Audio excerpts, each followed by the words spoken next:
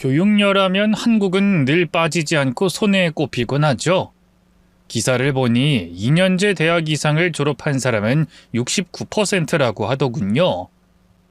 누구 말처럼 개나 소나 다 대학을 다니고 한편으로는 당연하다고 생각하는 사람들이 많죠. 하지만 저는 나머지 31%에 해당하는 사람입니다. 그리고 그건 제 약점이자 자격지심이 돼버렸죠. 사실 처음부터 그런 것은 아니었어요.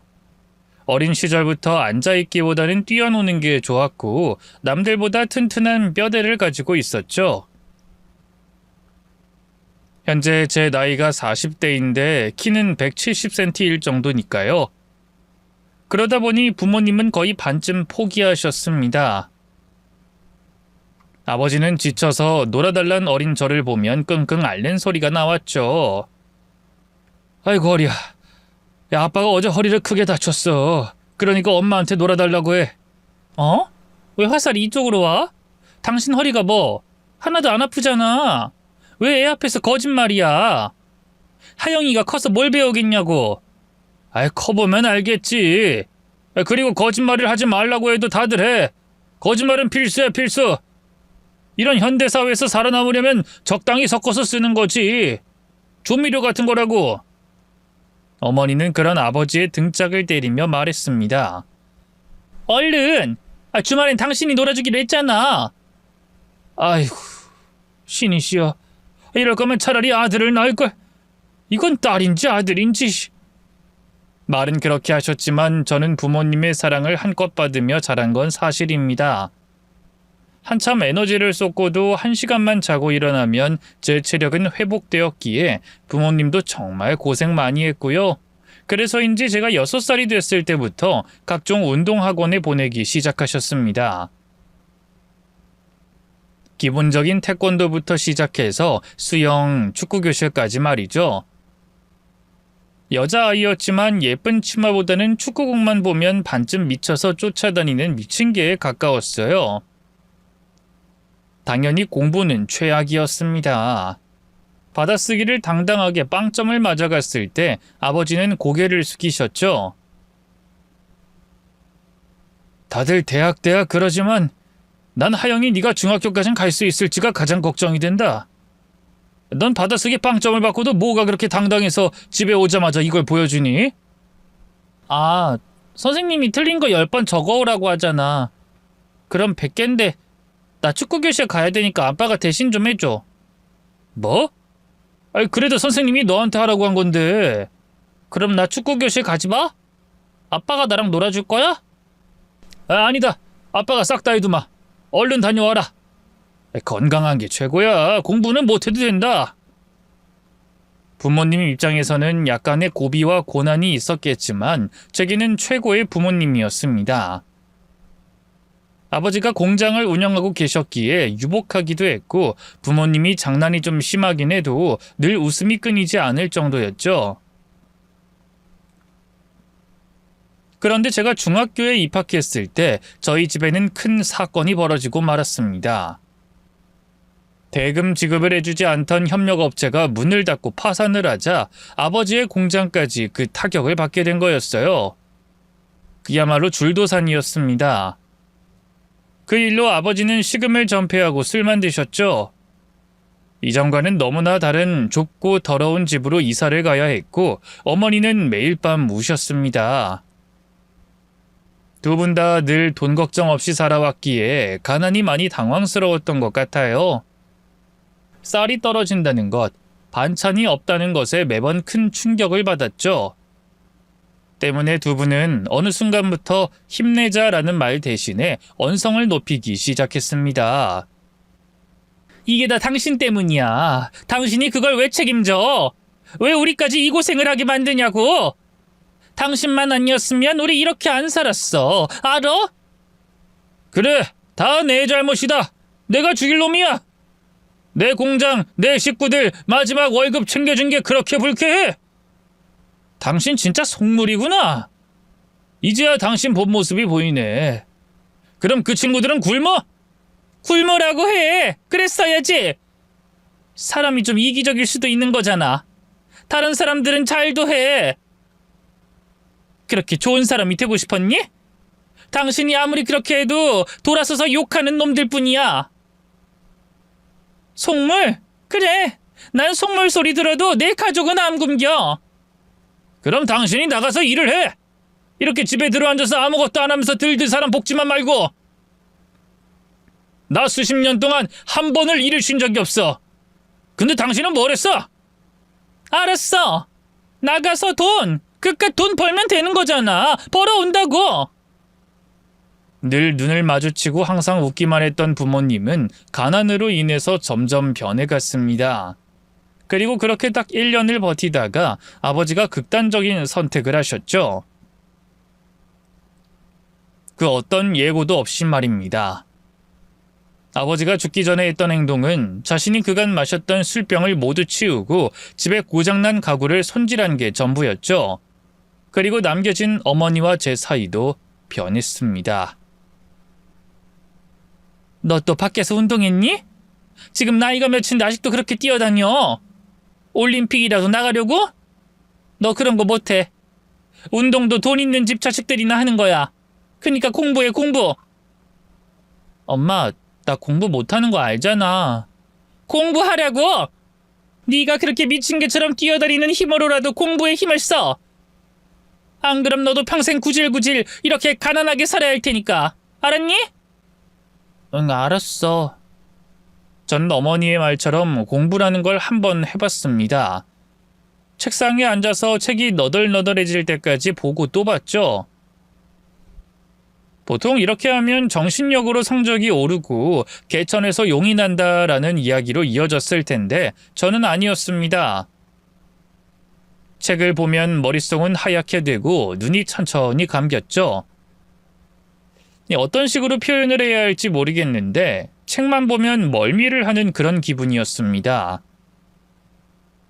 다른 친구들은 5분이면 뚝딱 외우는 것들을 저는 돌아서면 까먹었죠. 당연히 제 성적은 매일 운동했을 때와 별 차이가 없었습니다. 30점이었다가 40점이 됐다고 칭찬받진 못했고요. 결국 어머니는 딸을 공부시켜 제대로 살아보려는 계획을 접어야 했죠. 아마 그것 때문에 어머니는 다른 꿈을 꾸게 됐던 것 같기도 합니다. 하루는 절 잡곤 그러더군요. 엄마, 다른 아저씨랑 결혼해. 재혼이지. 널 데려가고 싶은데 그 집에서는 아이를 원하지 않고. 그리고 무엇보다 넌 이제 다 컸잖아. 그렇지? 그럼 난 혼자 살아? 아니, 할머니가 맡아주실 거야. 거기서도 씩씩하게 잘 지낼 수 있지? 엄마가 너 보러 갈게. 그냥 엄마가 결혼 안 하면 안 될까? 엄마는 약해. 너랑은 달라. 엄마는 혼자 살 수 있는 사람이 아니야. 그러니까 하영이 네가 엄마를 위해서 조금만 참아줘. 엄마한텐 이게 마지막 기회니까. 알았지? 그럴듯한 말로 저를 설득하려고 했지만 웃기는 소리였어요. 겨우 17살이었던 제게 혼자 있어도 된다고, 다 컸다고 말하는 게 말입니다. 그리고 정확히 그건 설득이 아니라 통보였어요. 제 대답은 듣지도 않고 바로 길을 떠났기 때문이었죠. 그러고 얼마 뒤에 할머니의 집으로 제가 가게 됐네요. 엎어지면 코가 닿는 곳에 바다가 있는 시골이었습니다.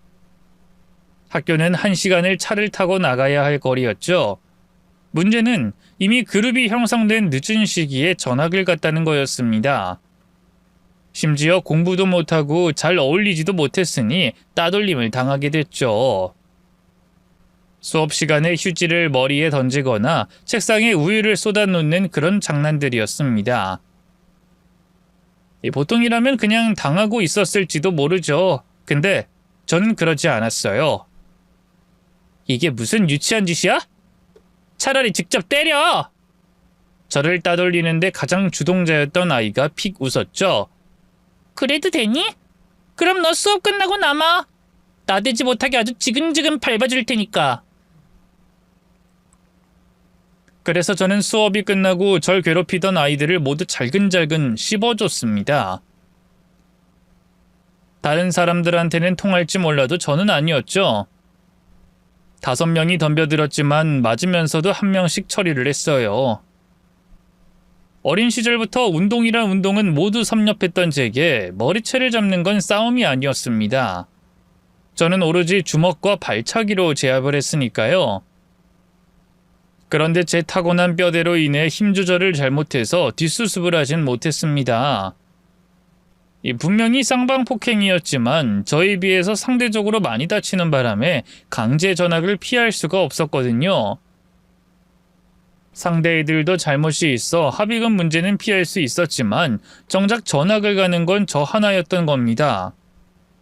하지만 전학을 가게 될 곳은 그 시골에서 다닐 수 있는 거리가 아니었고 결국 저는 자퇴를 하게 됐죠.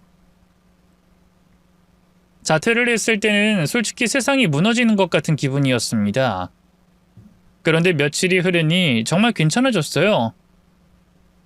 검정고시 준비를 하면서 바다에서 살다시피 했고 저는 수영을 가장 사랑하게 됐죠. 지금은 바닷물이 많이 더러워지긴 했지만 그 당시에는 정말 깨끗했고 마음만 먹으면 저녁 반찬 따위는 걱정이 없었습니다. 그곳에 있으면서 부모님이 차라리 여기서 살았다면 괜찮지 않았을까 하는 생각이 들 정도였어요. 돌멩이를 들추면 와르르 쏟아지는 고둥, 모래색과 비슷하게 몸을 숨긴 꽃게, 썰물 때 빠져나가지 못한 생선까지 모두 제가 차지했죠. 할머니는 질색을 하셨습니다. 이게 뭐야? 꽃게? 너 또 잠수했어? 아주 바다에 씨가 마르겠네. 너 오늘 태풍 온다고 바다 들어가지 말라고 했는데 또 들어간 거야? 아이 그러다가 사고라도 나면 어쩌려고 그러니? 아이 뱃일하는 사람들도 다 멈추고 배줄 느슨하게 하고 손질하고 있는데 아이고 속 터져. 사고 안 나. 나 수영 잘하는 거 알잖아. 뭐 수영장이 아니라 바다에서 하는 수영은 내가 최고지. 아무래도 나 전생에 넙치였나 봐. 아 그래. 하고 많은 예쁜 생선을 두고 넙치? 하영아 얼른 검정고시 공부나 해. 저거 저러다가 시집을 갈 수 있을지 모르겠네. 할머니는 늘 제 걱정을 많이 하셨어요. 까맣게 탄 얼굴 때문에 시집 못 간다고 감자랑 오이는 제 얼굴에 모두 붙여주셨죠. 덕분에 저는 그곳에서도 잘 자랄 수 있었고요. 한 번씩은 꼭 오겠다던 어머니가 약속을 어겼을 때도 저는 슬프지는 않았습니다. 아마도 그건 제가 타고나게 강한 게 아니라 딱 그 정도를 견딜 수 있을 만큼 미리 받은 사랑 때문이라고 생각했죠. 그리고 다행인 것은 할머니의 걱정과는 달리 저는 결혼을 하긴 했다는 겁니다. 할머니가 돌아가시고 지금 사는 곳으로 이동해 수영 강사를 시작했고 30이 훌쩍 넘은 나이에 지금의 남편을 만났죠. 남편의 이름은 기훈이고 서울에서 대학까지 나와서 공기업에 재직 중인 사람이었습니다. 검정고시로 고등학교 졸업장만 겨우 딴 저와는 어떤 접점도 없었죠. 그런 남편을 만난 건 수영장이었습니다. 남편은 제 수영 강습의 회원 중 하나였죠. 광사님, 저 사람 때문에 자꾸 멈춰요. 흐름이 자꾸 끊겨. 저 실력으로 어떻게 중급반에 왔대요? 회원님 잠시만요. 제가 한번 해결해 보겠습니다. 일단 오늘은 한쪽 레인으로만 진행을 해볼게요. 애써 웃으면서 다가간 곳에는 기훈 씨가 혼자 제자리에서 돌고 있었습니다. 수영하던 사람들은 멈춰서 노려보고 있었고 기훈 씨는 아무것도 모르고 파닥거리고 있었죠. 앞으로 나가려고 팔을 뻗는데 신기하게도 물 위에 떨어진 나뭇잎처럼 그렇게 뱅글뱅글 돌기만 하더군요. 회원님? 잠시만... 네? 네, 제가 또 잘못했나요? 아닙니다. 그 초급반에서 얼마나 배우셨다고 했죠? 저요? 6개월이요. 저는 그 말에 엄청나게 당황했습니다. 보통 한 달, 길어야 2달이면 끝나는 과정을 6개월 동안 한 사람은 처음이었죠. 대부분 호흡하는 걸 배우고 자유형 배영까지 끝내고 오는 게 초급반의 기본이었습니다. 저희 수영장의 경우는 중급반에서 평형과 접영 기초를 배우고요. 때문에 중급반이 단체로 수영을 하는 걸 보고 있으면 물고기 떼와 비슷한 느낌까지 받게 됩니다. 그런데 기훈 씨는 그런 물고기 사이에 떠있는 소금쟁이 같았죠. 그래서 저는 고민 끝에 이야기를 했어요. 1대1 강습을 받아보시면 어때요? 제가 확실하게 한 달 안에 끝내드릴게요. 그게 좋은 건가요? 저도 수영은 처음 다녀서 잘 몰라서요.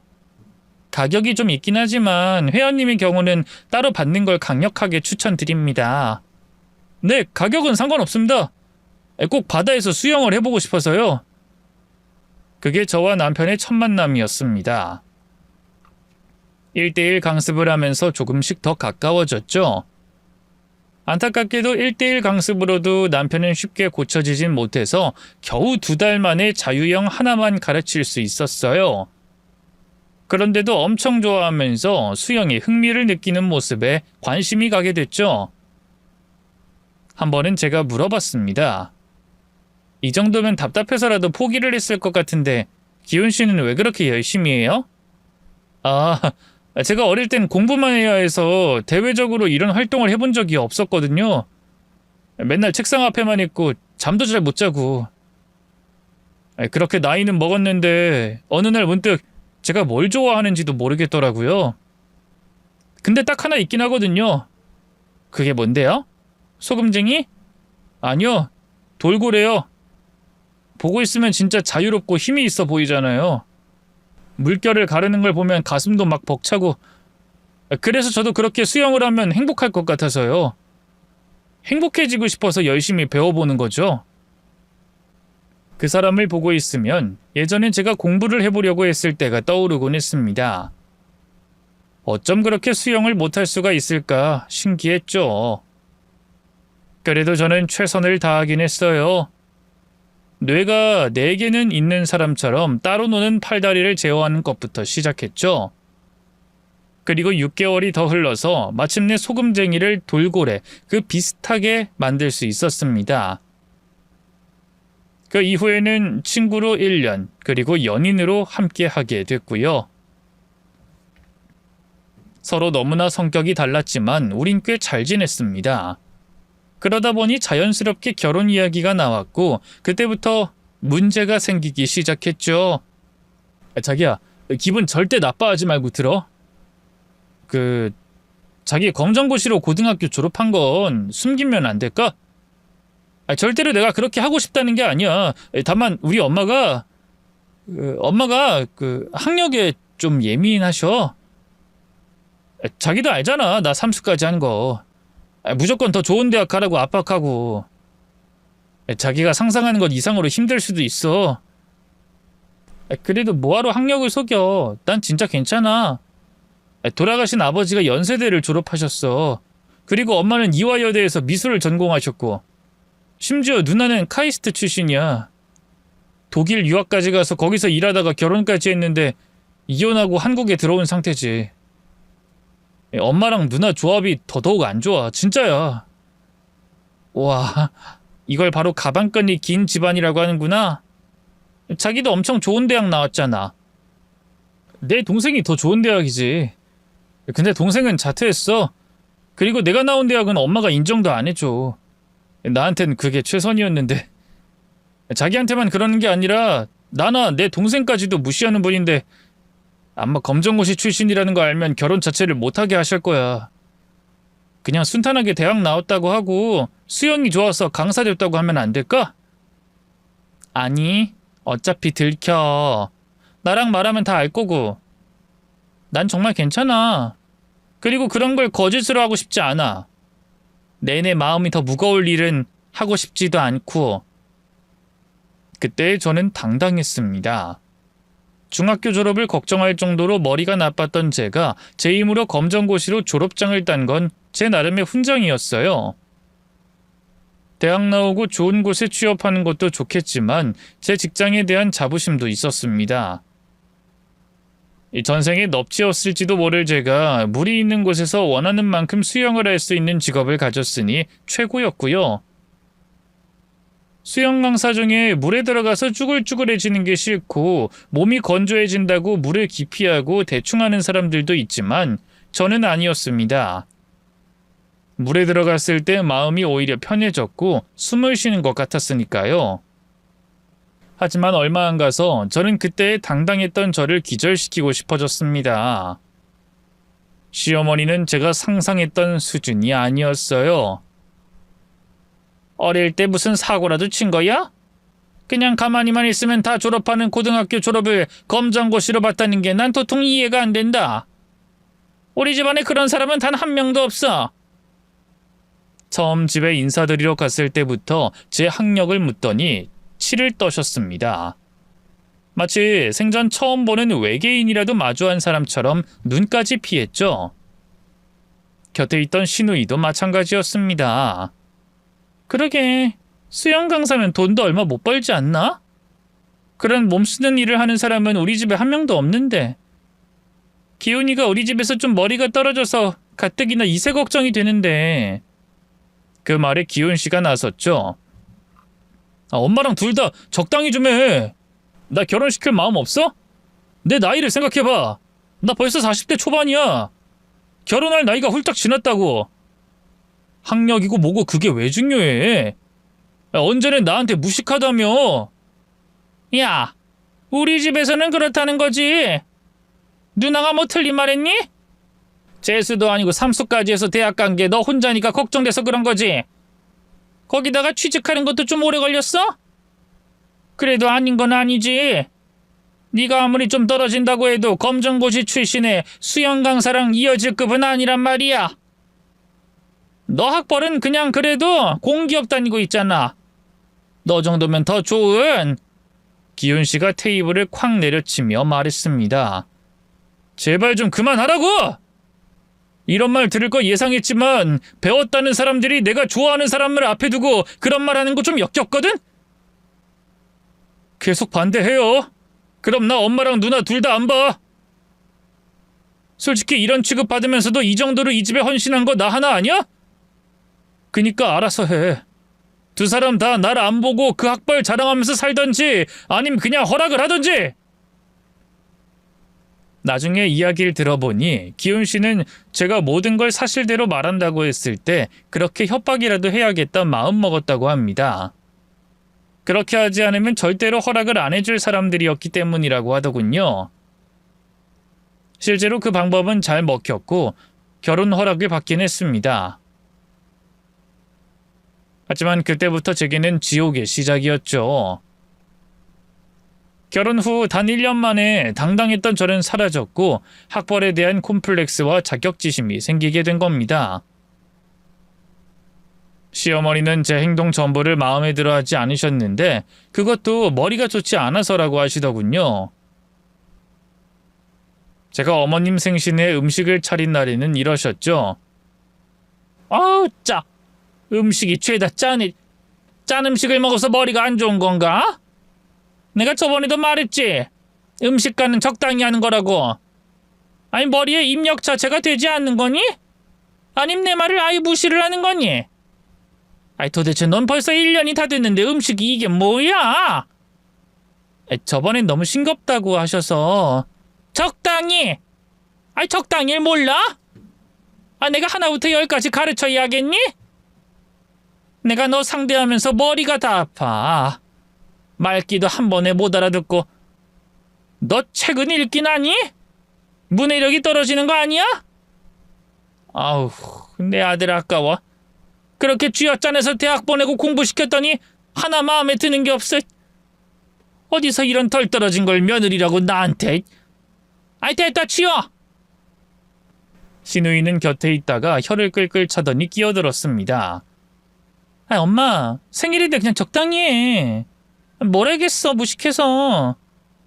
엄마가 아무리 설득을 해도 알아먹어야 교육이 되는 거야. 대화라는 건 쌍방이니까. 안 그래 엄마? 그렇지. 아이 우리 딸이 역시 말이 좀 통하네. 우리 카이스트 출신 독일 유학파. 그럼 내가 누구 딸인데. 그 시대에 대학 나온 사람이 어디 흔해? 엄마랑 아빠 반반 섞어서 나온 게 나잖아. 그나저나 내가 빨리 취업을 해야 되는데 우리 엄마 호강시켜야지. 진짜? 그래도 너무 성급하게 하지 마. 너 같은 인재를 모셔갈 기업이 어디 흔하니? 내 말이 이 좁은 곳에서는 도통 조건이 안 맞아서 다들 와달라고 하는데도 연봉이 턱없이 낮아.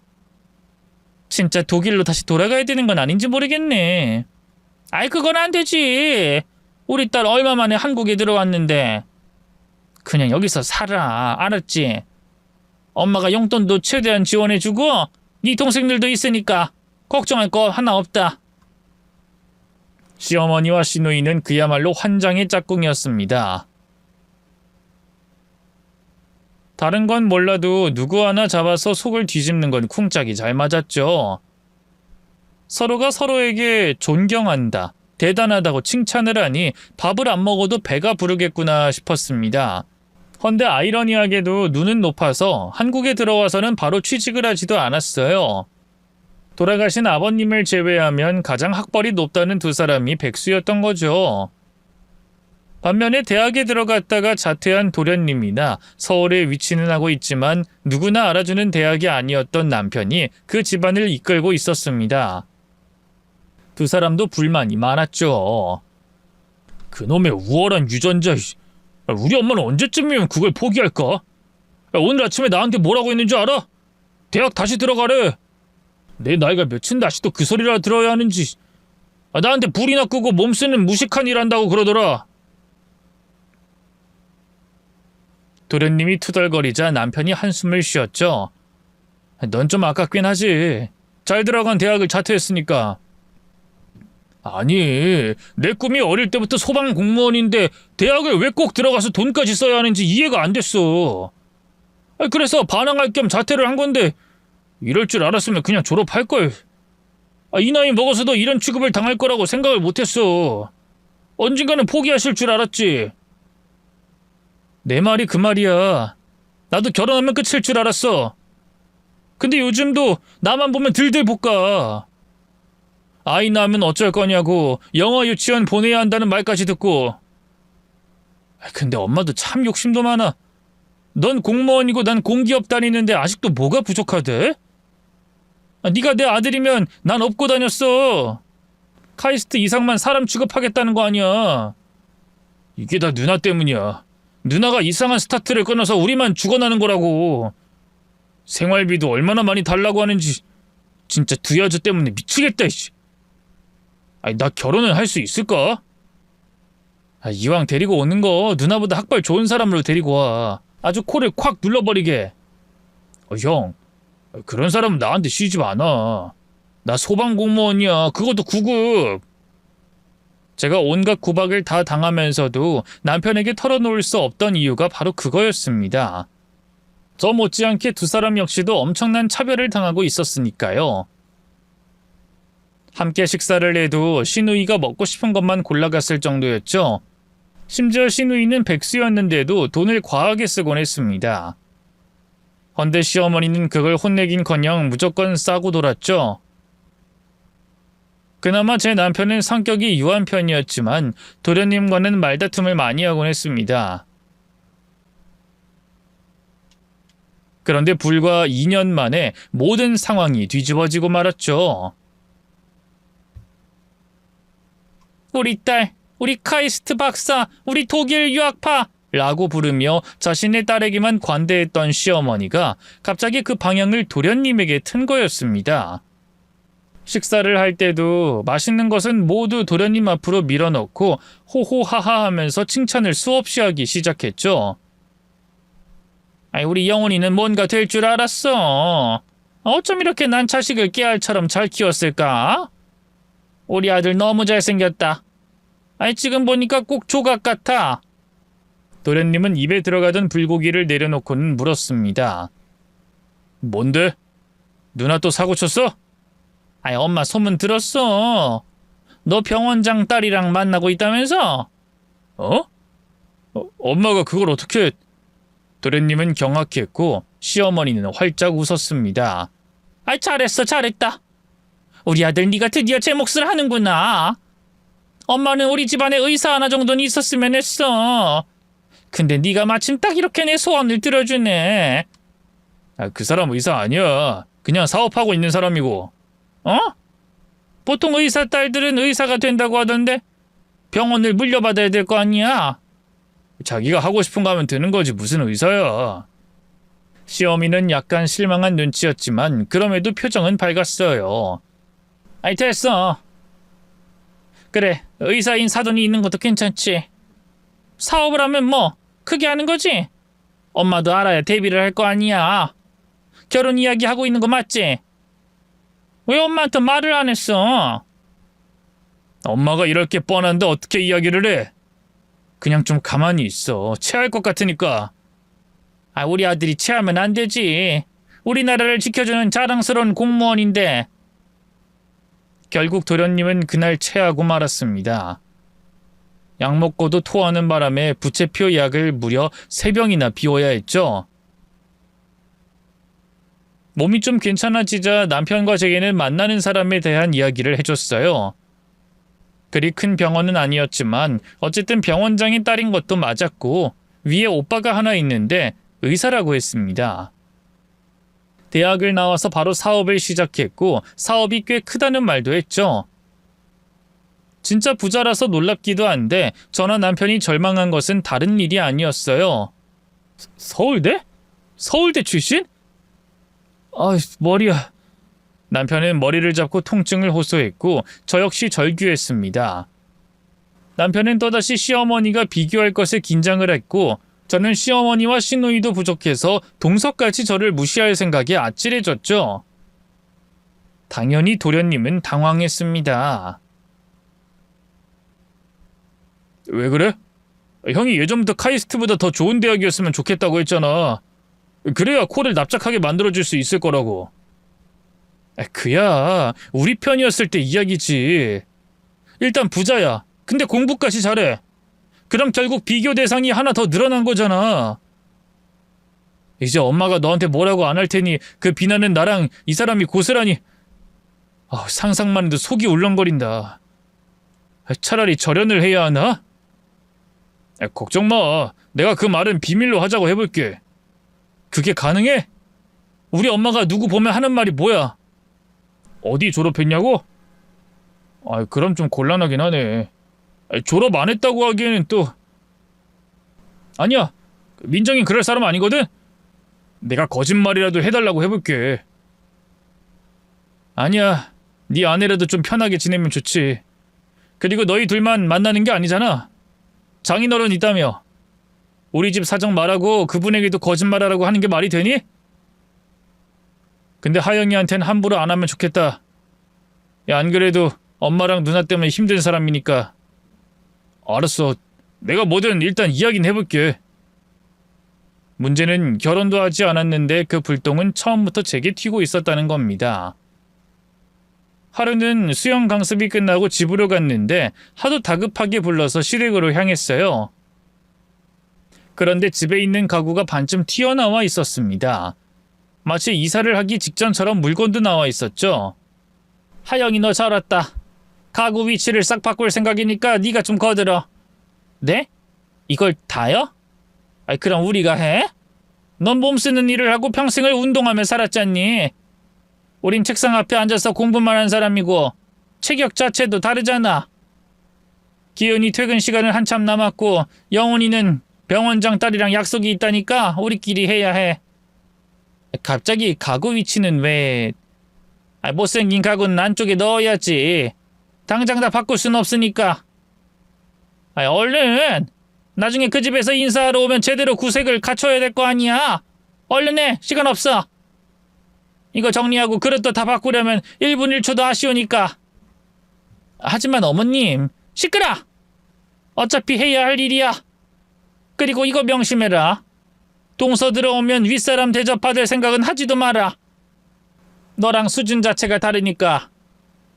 그 사나운 눈 똑바로 깔고 네 동서 극진히 모셔. 알았니? 알았으면 고개 끄덕여. 태어나서 저는 그렇게 힘이 든 적이 없었습니다. 가구는 너무 무거워서 손가락이 아릴 정도였죠. 더구나 오래된 나무로 만든 가구여서 손가락 몇 개에는 가시까지 박혀 있었습니다. 그런데도 쉬지도 못하게 하고 커튼을 교체하게 만들었고 설거지까지 시키더군요. 때문에 결국 그날 저는 퇴근한 남편 앞에서 울음을 터뜨렸습니다. 내내 참고 또 참았던 게 폭발하고 말았죠. 이제까지 시어머니와 시누이가 제게 어떻게 했는지 다 말해버렸습니다. 왜 진작에 말을 안 했어? 차라리 말을 했으면 내가 어떻게든... 아니야. 내가 너무 미안해. 아들이 나한테도 그랬는데 당신한텐 더 할 거라는 걸 알고 있었는데도 차마 물어보는 것도 겁이 났고 외면을 하고 싶었어. 그래도 내 엄마니까 엄마를 바꿀 순 없으니까. 여보, 정말 너무너무 미안해. 지금이라도 내가 중재를 해볼게. 안 되면 인연을 끊고 살던가. 요즘엔 자격지심도 생겼어. 못 배운 거 티 안 내려고 책도 읽고 있고. 남편은 제 손에 박힌 가시를 빼주면서 울더군요. 나 때문이야. 수영을 하는 당신을 보고 있으면 꼭 돌고래 같아서 참 자유롭게 보여서 좋았는데 내가 이 진흙탕으로 당신을 끌어들인 거라고. 그간 나랑 내 동생 영훈이랑 힘들다고 투덜거리는 거 보면서 당신 기분은 어땠을까? 우린 그런 줄도 모르고. 다행히 그렇게 속 시원하게 털어놓고 나니 한결 나아지더군요. 이전처럼 끙끙 혼자서 힘들어하지 않아도 된다는 생각에 마음도 편안해졌죠. 하지만 얼마 안 가서 도련님과 예비동서가 인사를 드리러 온다는 소식에 저는 당연히 긴장을 할 수밖에 없었습니다. 누구나 알아주는 서울대 출신의 병원장 딸이라는 것은 제 자격지심을 더욱 자극했고요. 일은 산더미였습니다. 남편까지 동원된 대청소를 시작으로 저는 한가득 장을 봐오기까지 했죠. 소고기에 생선, 종류별로 과일까지 모두 백화점에서 구입을 했습니다. 그리고 평생 들어보지도 못한 음식을 만들어야 했죠. 남편은 쭈그려 앉아서 전을 부쳤고 시누이는 허리가 안 좋다는 이유로 뒤로 빠져 있었습니다. 시어머니는 식탁과 거실을 오고 가면서 저와 남편만 들들 볶았고요. 그거 최대한 예쁘게 하라고. 맛도 중요하지만 눈에 보이는 것도 중요해. 부잣집 사람들은 눈으로 먼저 먹고 그 다음에 맛을 본다고 하잖니. 전 위에 있는 장식이 잘 보여야 한다고. 아유, 엄마. 우리가 진짜 이걸 왜 해? 우리 아빠 제사도 이렇게까지는 안 했어. 조상이 한 10명을 한 번에 돌아가셨으면 모를까 고작 한 사람 인사 오는 거야. 고작? 네 동생이야. 네 동생이 늦은 나이에 장가 간다고 하는 거고. 근데 넌 형이 돼서 돕는 것도 불만이야? 우리 집이 기울면 더 노력을 해야지. 이 정도는 형이 해줄 수 있는 거 아니니? 걔가 만약에 우리 집 싫다고 하면 그땐 네가 책임질 거야? 그럼 딱 오늘 하루만이야. 나중에도 또 그러면 나 진짜 화낼 거야. 아이 그래, 그럼 되잖니. 오늘 딱 하루만 이러자. 됐지? 제게 이야기를 들어서 그런지 남편의 표정은 좋지 않았습니다. 그럼에도 딱 하루만이라고 하니 꾹꾹 누르고 있더군요. 마침내 잔치상은 모두 준비됐고 예비동서가 오는 시간이 제법 가까워졌죠. 그런데 어쩐 일인지 시어머니가 제게 방에서 눈을 좀 붙이라고 했습니다. 저는 괜찮다고 하려다가 더는 몸이 피곤해서 결국 안방으로 들어가 좀 누웠죠. 동서가 오면 깨워달라고 남편에게 부탁했고요. 그런데 얼마나 시간이 흘렀을까? 시끄러운 소리에 눈을 떴습니다. 시간은 동서가 오기로 한 2시를 훌쩍 넘어 4시를 향해 가고 있었어요. 저는 바로 일어나서 거실로 나갔고 동시에 동서와 눈이 딱 마주쳤죠. 제가 너무 피곤해서 깜빡 잠이 들었네요. 처음 뵙겠습니다. 반갑습니다. 제가 어색하게 인사를 하자 예비동서인 민정씨도 활짝 웃어줬습니다. 그런데 절 계속 보더군요. 저는 그 시선이 부담스러워서 남편 곁에 앉았고 시어머니는 분위기를 전환하려고 과장하며 말했죠. 우리 첫째 며느리 하영이라고? 애가 덩치가 좀 있어서 놀랐죠? 근데 걱정하지 마요. 서열 이런 거 신경 쓸 필요도 없고 편하게 해요. 편하게. 그냥 계속 잘 것이지 왜 나와서는. 예비동서는 고개를 한참 갸웃거리다 겨우 네 하고 대답하고는 준비된 차를 마시려고 들어 올리더군요. 근데 갑자기 그 찻잔이 와장창 깨지고 말았죠. 그 잔은 일부러 부잣집 아가씨가 온다는 말에 백화점에서 산 고급 찻잔이었고요. 도련님은 놀라서 민정씨에게 물었습니다. 괜찮아? 어디 다친 거 아니야? 일어나봐. 유리 조각 있어. 그런데 민정씨의 시선은 완전히 저에게 고정이 되어 있었어요. 내가 뭔가 잘못을 한 건가? 처음 보는 사람에게 왜 이러지? 내 얼굴이 무섭게 생겼나? 이런 오만 잡생각에 속이 울렁거리는 그때였습니다. 시어머니가 제게 삿대질을 했죠. 너 뭐야? 너 우리 민정이한테 무슨 짓 했지? 그렇지? 그럴 줄 알았다. 무식해서 자퇴를 하고 검정고시 쳤다고 했을 때부터 기분이 쎄했어. 요즘 세상에 고등학교 중퇴? 하도 불쌍하고 인생이 사나운 것 같아서 우리 집에 받아줬더니 결국 우리 귀한 며느리를 울려? 시누이도 그 말에 바로 끼어들었습니다. 저 덩치 마. 분명 때렸을 거야. 사고 친 것 같다고 내가 말했잖아. 이래서 사람은 학벌을 따지는 거야, 학벌을. 그게 다 인생의 좌표 같은 거라고. 낯선 사람을 만났을 때 어떤 삶을 살았는지 추정할 수 있는 지도 같은 게 학교 성적이고 학벌인 거야. 알아? 이에 남편이 일어나서 두 사람에게 언성을 높였죠. 언제까지 그놈의 학벌 타령할 거야? 기온이 넌 빠져있어. 지금 우리가 말하는 거 안 보여? 어디 엄마랑 누나가 말하는데 끼어들어? 지 아내라고 지금 편들어? 영훈이 네 동생이야. 민정인 그 동생이 데리고 온 우리 집 식구고. 그럼 지금 상황을 이성적으로 판단할 줄 알아야지. 이성적?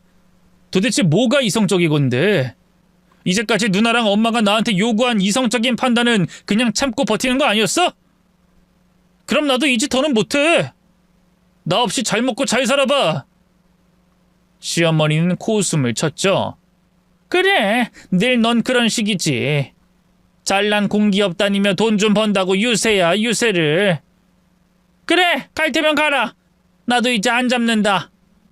난 내 딸이랑 우리 막내만 있으면 되니까. 안 좋은 머리 겨우 학원 보내고 과외까지 시켜 대학 보냈더니 고등학교도 안 나온 저런 걸 안 해라고. 아휴, 어디 한번 두 사람이서 찢고 볶고 멍청한 유전자로 만든 자식 낳아서 그렇게 살렴.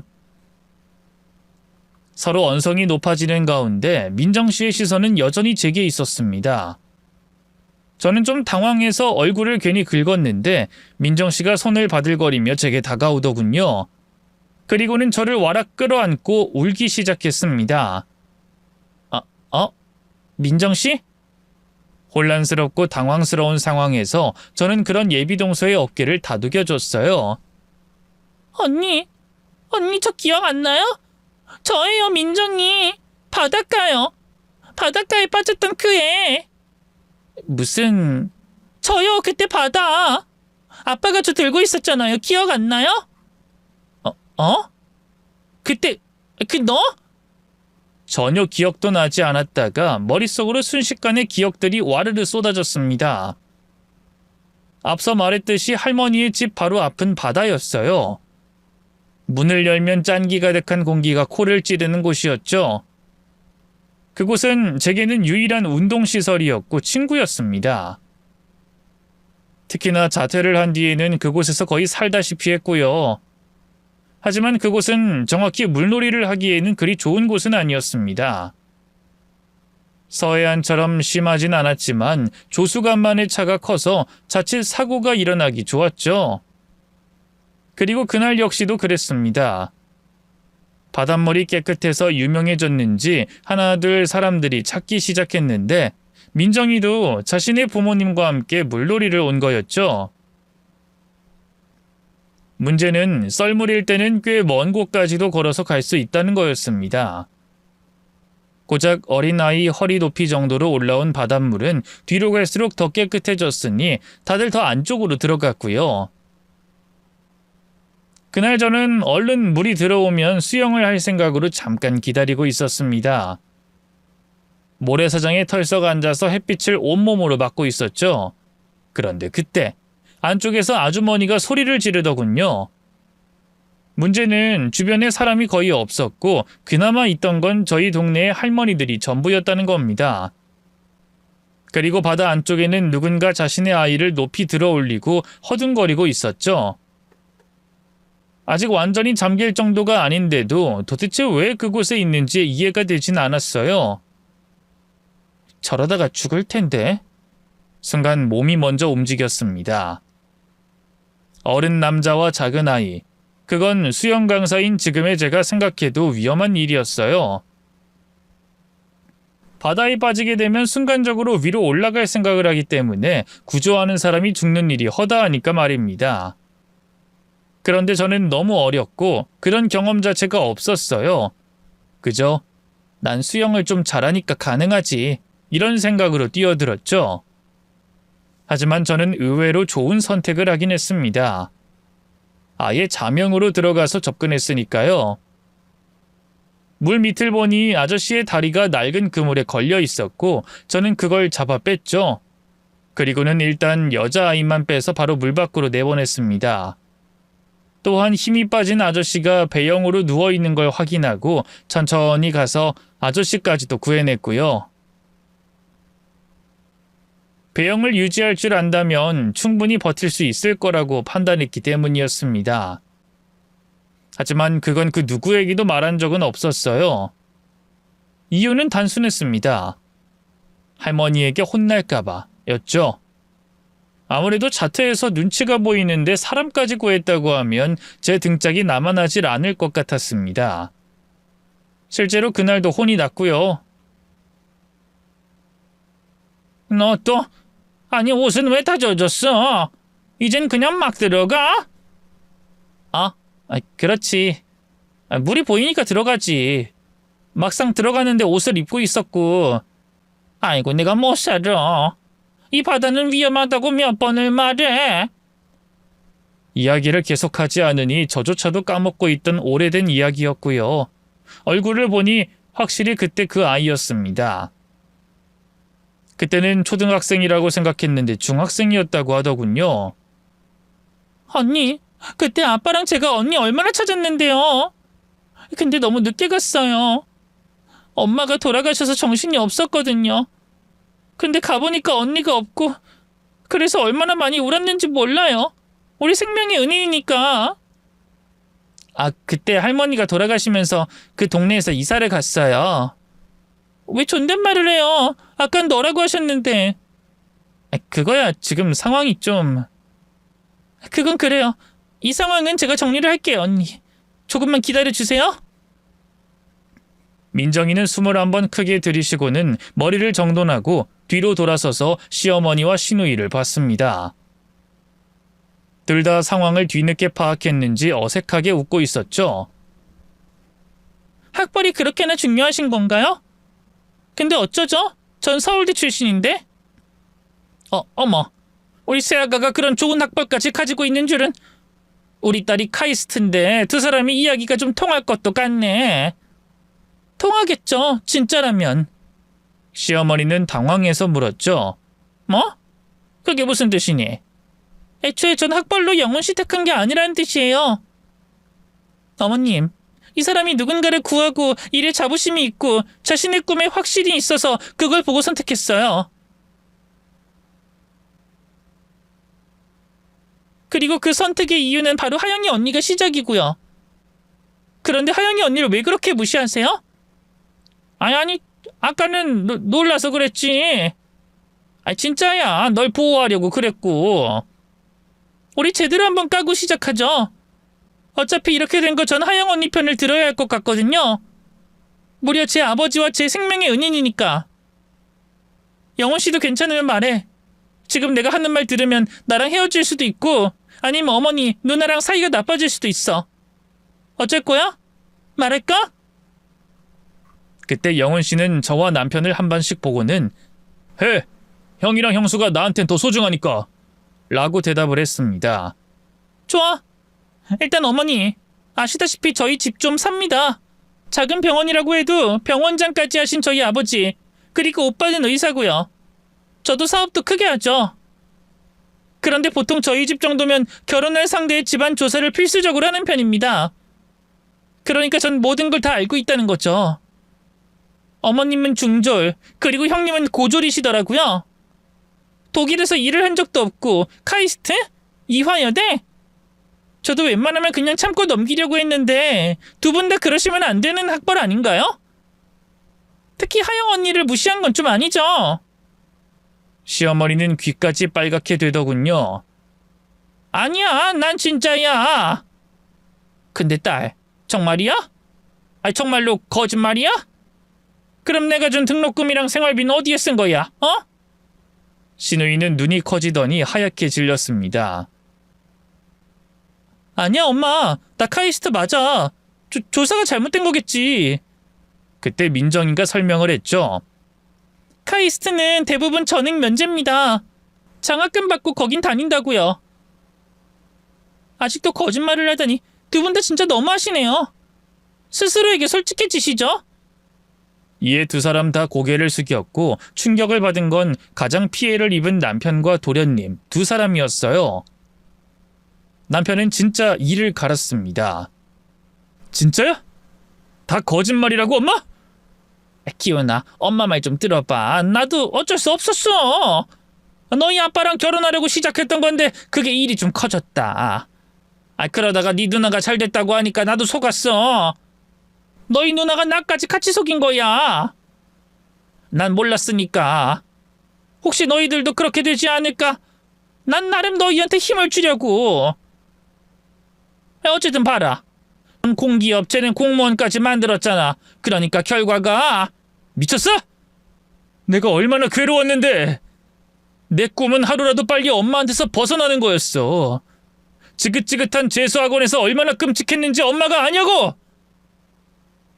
군대도 늦게 들어가서 힘들었고 친구조차 제대로 사귀지도 못했다고. 근데 뭐? 결과? 기훈아, 엄마는 다 너 잘 되길 바라는 마음에. 아니, 엄마는 엄마 거짓말에 먹힌 거야. 누나도 마찬가지고. 본인 스스로가 거짓말인 걸 알면 그렇게 뻔뻔할 수가 없지. 나 오늘부터 엄마 아들 아니야. 그럼 너희 누나랑 난 어떻게 살라고? 그 뒤엔 도련님이 나섰습니다. 나도 마찬가지야 엄마. 그리고 누나, 나도 형처럼 힘들었어. 자식이 꾸는 꿈을 응원하는 게 아니라 어떻게든 꺾으려고 하는 엄마가 싫었어. 내가 사람이 아니라 엄마가 가꾸는 분재가 된 것 같아서 끔찍했다고. 나도 지원하는 거 끊을게. 알아서 살아. 아들들의 반응에 시어머니는 그렇게나 끼고 들던 딸과 다투기 시작했습니다. 서로가 거짓말을 했다며 비난하고 울고 소리를 질렀죠. 그렇게 우린 따로 집을 빠져나왔어요. 서로 힘들었던 이야기라고 위로를 해주며 자리를 파했죠. 그때 알게 됐는데 제가 예전 얼굴이 너무 까매서 솔직히 잘 몰랐다고 합니다. 그런데 아무리 봐도 흔하지 않은 덩치에 이름까지 같으니 확신을 했다고 하더군요. 그리고 바로 이튿날 제 앞에 병원장까지 나타났습니다. 민정이와 함께 말이죠. 그간 자신들이 저를 찾았다는 것을 이야기했고 고맙다는 말도 들었어요. 헌데 그게 끝은 아니었습니다. 처음에는 신혼집을 같이 봐달라고 하고 이것저것 물어보기에 제일 괜찮은 집을 골랐는데 그게 제 앞으로 선물로 들어왔죠. 저는 당연히 놀라서 도로 가져가라고 했습니다. 언니, 우리 목숨값이라고 생각하고 받아줘요. 우리 아빠랑 저 진짜 언니한테 고마워했어요. 언니는 기억을 못하겠지만 우리 엄마가 예전에 미술을 했었거든요. 그때 언니 얼굴도 직접 그려줬어요. 아주 까맣다는 게 지금이랑은 좀 다르지만 그만큼 진심이라는 거고요. 그럼 알았어. 잘 받을게. 진짜 고마워. 아니에요. 필요한 거 있으면 더 말해요. 아빠도 준비하고 있거든요. 민정이는 진심으로 제게 뭐든 다 줄 것 같았습니다. 남편이 장난으로 이러다가 병원도 네가 가지겠다 할 정도로 병원장님께서도 저만 보면 뭐든 사주려고 하셨죠. 실제로 민정이는 자기 회사에 취업까지 하게 해주겠다고 했을 정도였습니다. 하지만 저는 수영장이 더 편하고 좋아서 그것만은 거절을 했어요. 그럴 능력도 없었고 말이죠. 그래도 다른 건 거절 안 하고 잘 받았습니다. 뭐 딱히 돈을 바라고 한 일도 아니었지만 주는 사람이 편하다면 저 역시 거절할 이유가 없다고 생각했거든요. 그렇게 더 넓고 좋은 집으로 이사하고 남편과 제 차까지 바꿔주고 나서 저는 더는 받지 않았습니다. 사실 단순한 물질을 받은 것보다는 바짝 말라있던 자존감이 꽉 채워졌거든요. 덕분에 저는 다시 저 스스로에게 당당한 사람이 될 수 있었습니다. 비록 남들처럼 똑똑하지 않아도 저 역시 누군가에게는 도움이 되는 사람이라는 걸 알았으니까요. 근데 벌써 그게 1년 전이네요. 현재는 아주 많은 것들이 달라져 있습니다. 일단 도련님은 결혼을 해서 호칭이 서방님으로 바뀌었죠. 저와 동서도 아주 잘 지내고 있고요. 그런데 남편은 아직도 어머니와 누나를 용서하진 않았어요. 서방님도 마찬가지고요. 그리고 학벌에 연연했던 시어머니와 시누이 두 사람 모두 깊이 반성을 하고 있습니다. 둘 다 직장을 구해서 일을 하고 있기도 하고요. 제게도 찾아와서 진심으로 사과도 했죠. 심지어 각자 받은 월급을 예전에 제 남편이 그랬던 것처럼 통장에 꼬박꼬박 주고 있습니다. 자신들이 저지른 죄를 갚는 거라고 하더라고요. 물론 마음의 상처가 아무는 것에 시간이 좀 걸리긴 하겠지만 언젠가는 꽤 나쁘지 않은 관계가 될 거라는 생각이 듭니다. 조급하지 않게 천천히 제자리를 찾길 저 역시 바라죠. 물론 그것과는 별개로 앞으로 저는 저 스스로를 사랑하고 제가 잘하는 일에 최선을 다할 생각이에요. 아마도 그게 행복이 아닐까 싶습니다. 그런 의미에서 모두 행복하시고 오늘도 좋은 하루 보내셨으면 좋겠네요. 감사합니다.